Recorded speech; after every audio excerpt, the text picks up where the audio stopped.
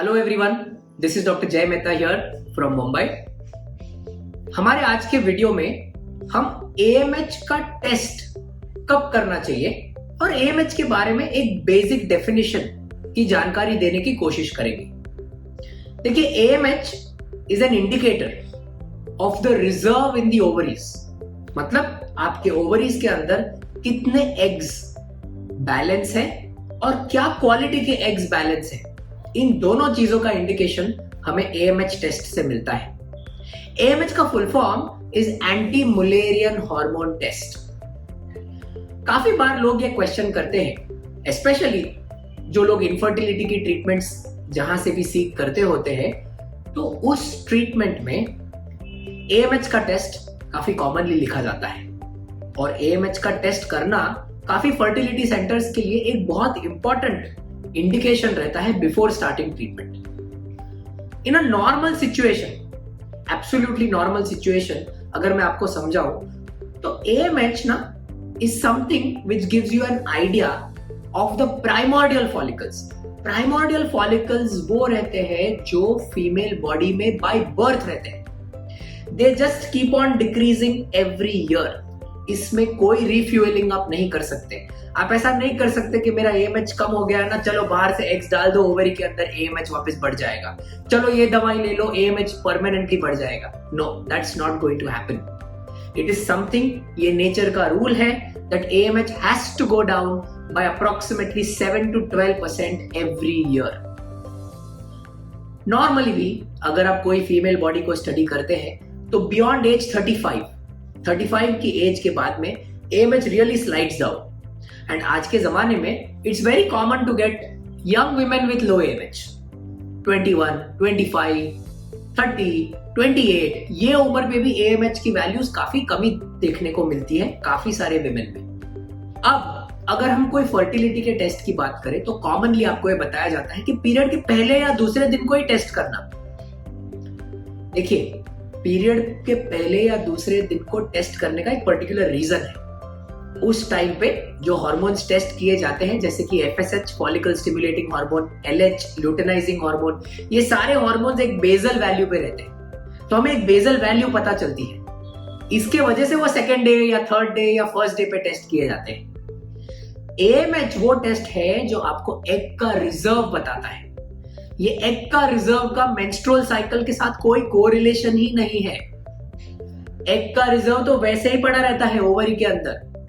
Menstrual cycle में मान के चलिए 100 एग्स बैलेंस है, तो कोई भी मेंस्ट्रुअल साइकिल के टाइम पे कोई भी 10 स्टिमुलेट होते हैं। हमें उन 10 में कोई इंटरेस्ट ही नहीं है। हमें तो ये जानना है कि आपके पास में 100 रिजर्व है, 1000 रिजर्व है, 10,000 रिजर्व है या 50 रिजर्व है। जो कुछ भी आपका रिजर्व है ना, वो देखना है। ये रिजर्व, जैसे कि मैंने बताया, ये कम होते रहता है और ये रिजर्व का आपके मेंस्ट्रुअल साइकिल के साथ कोई कोरिलेशन नहीं है। इसका मतलब क्या कि आप एएमएच का जो टेस्ट है वो पीरियड के या मेंस्ट्रुअल साइकिल के कोई भी दिन पे करवा सकते हो। First day, third day, fifth day, 20 day, कोई भी दिन पे आप एएमएच का टेस्ट करवा सकते हो। It does not affect the reading at all. Decision making पे डे ऑफ पीरियड का एएमएच टेस्टिंग के साथ कोई संबंध नहीं है, वो भी दूर दूर तक कोई संबंध नहीं है। दूसरा चीज, ये एक काफी इंटरेस्टिंग क्वेश्चन है। काफी बार पेशेंट्स पूछते हैं कि डॉक्टर मैंने फास्टिंग नहीं किया, मैंने खाना खा लिया है, तो क्या मैं अब एएमएच का टेस्ट कर सकता हूं? Again the answer is very simple. आपने आज खाना खाया या आपने कल खाना खाया या आप 10 दिन से भूखे हो, इसका आपका ओवेरियन रिजर्व के कैलकुलेशन पे कोई इफेक्ट नहीं गिरता।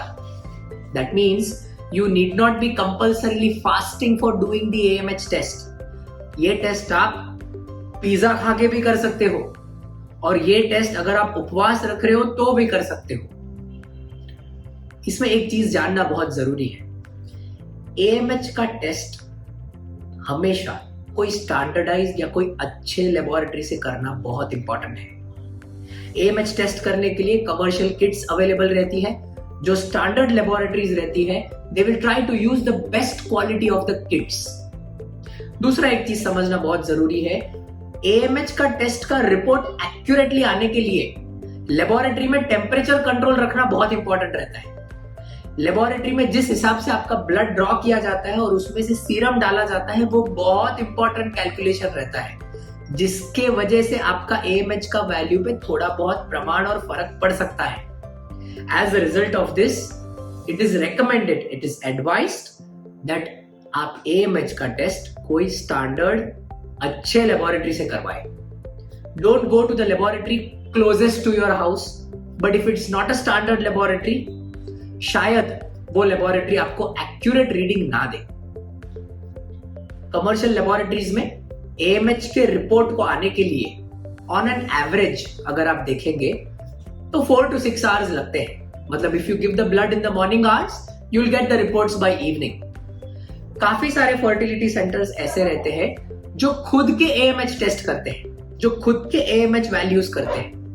इन सारे फर्टिलिटी क्लिनिक्स में खुद के कमर्शियल मशीन्स अवेलेबल रहते हैं and they can report the AMH value to you in a fraction of an hour. That means 30 to 40 minutes के अंदर भी उतना ही एक्यूरेट रीडिंग आपको मिल सकता है. And finally, any value of AMH going by the standard referencing, if the AMH value is less than 4, okay, and in severe cases based on the parameters, if it is less than 2, it is considered to be a low AMH. The optimal AMH, standard AMH अगर आप देखेंगे based on the kits used, is between 3 to 8 और 4 to 10. ये है standard AMH का value. अगर आपको ऐसा है कि आपका AMH का वैल्यू आया है 1, 0.1, 0.7, 1.2, 1.3, all these come in the category of low AMH. हमारी टेक्निकल डेफिनेशन में any AMH value of less than 1.5, 1.6 is considered to be low AMH. इसके डेफिनेटली एज रिलेटेड पैरामीटर्स और अलग अलग ग्रेडिंग्स रहते हैं, पर ये बेसिक आपके ध्यान में रखना बहुत इंपॉर्टेंट है. Before I conclude, I want to state that AMH के रिपोर्ट्स को लेके ज्यादा पैरानॉइड होने की जरूरत नहीं है. AMH बहुत लो है, अब तो मुझे डेफिनेटली IVF लगेगा. AMH बहुत लो है, चलो मैं कुछ दवाई खा लेता हूं जिससे AMH डबल हो जाएगा परमानेंटली. ऐसा कुछ पॉसिबल नहीं है. AMH is a god gift, it is going to go down. अगर इंक्रीज होता भी है then it is at best temporary, it is not a permanent increase. Okay, and low AMH को लेके भी काफी सारे प्रोसीजर्स अवेलेबल है जिससे कोई एक लेडी खुद का बच्चा कर सकती है. Okay, so I don't think it is something to be stressed about.